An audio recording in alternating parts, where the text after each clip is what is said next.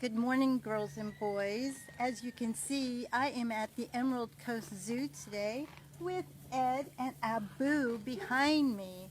They are eating breakfast, and we know what day it is, right? Guess what day it is? Hump Day, or welcome to Wonderful Wednesdays with Mrs. Wilson.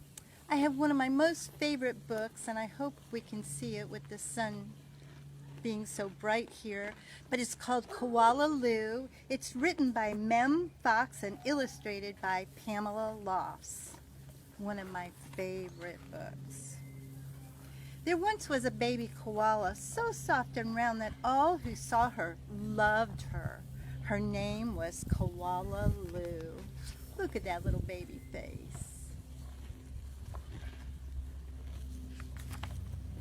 The emu loved her, the platypus loved her, and even tough little Koala Claus next door loved her. Look at those animals.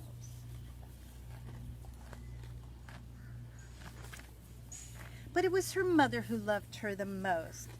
100 times she would laugh and shake her head and say, "Koala Lou, I do love you." Look at that mommy holding that baby.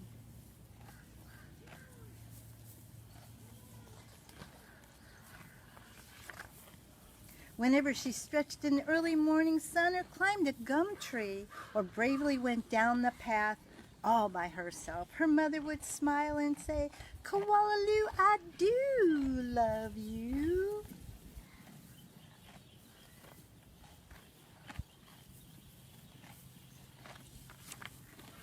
The years passed and other koalas were born, brothers and sisters for Koala Lou. Soon her mother was so busy she didn't have time to tell Koala Lou that she loved her, although of course she did. All mothers love their kids, no matter how busy they get. Every night as she curled up under the stars, Koala Lou thought about the times when her mother had looked at her and said, "Koala Lou, I do love you." And she longed for her to say it again. One night, Koala Lou had a splendid idea. Preparations had begun for the Bush Olympics. She would enter the Olympics. She would compete in the gum tree climbing event, and she would win. And her mother would fling her arms around her and say, "Koala Lou, I do love you."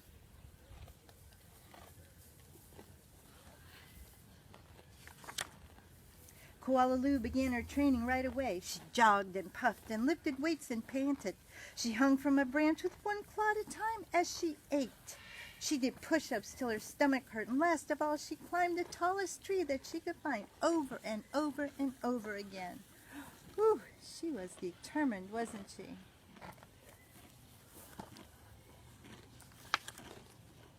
Sometimes her mother would watch her and ask, "How you doing, Blossom?" "Fine, just fine," Koala Lou would reply.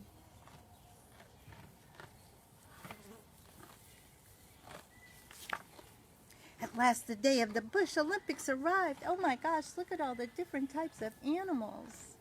We have quite a few here.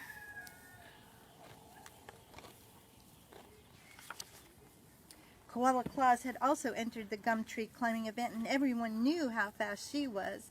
But Koala Lou was wasn't scared. She saw her mother in the crowd and imagined her saying again, "Koala Lou, I do love you."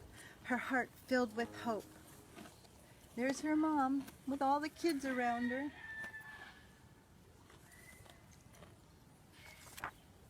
It was Koala Claus who went first. Her climb was a record-breaking 22 meters in 70 seconds flat.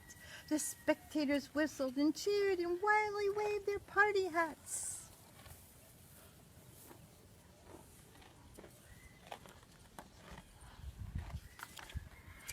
"Can I do better than that?" wondered Koala Lou. "I must." As she stepped toward the tree, a hush fell over the crowd. "On your mark," said the kookaburra. "Get set, go." Whoops. Do you think she made it? Ooh, I hope so. Koala Lou leapt onto the tree. Up and up and up she climbed. higher and higher and higher, faster and faster and faster, until there she was, right at the very top. The spectators roared and clapped and stamped their feet. Look at her way up there. Everybody was so excited. But she wasn't fast enough. In spite of all her training and all her hoping, it was Koala Claus who won the gum tree climbing. Koala Lou came in second. Koala Lou went off and hid. She heard the shouts of the Bush Olympics and cried her heart out. Aw, I wish she wasn't so sad. When the first stars of evening appeared in the sky, Koala Lou crept home through the dark and up into the gum tree. Her mother was waiting for her. Before she could say a word, her mother flung her arms around her neck and said, "Koala Lou, I do love you. I always have and I always will." And she hugged her for a very long time. Boys and girls, I hope you enjoyed today's book. I sure miss you, love you, take care of yourselves. Say goodbye, Ed and Abu.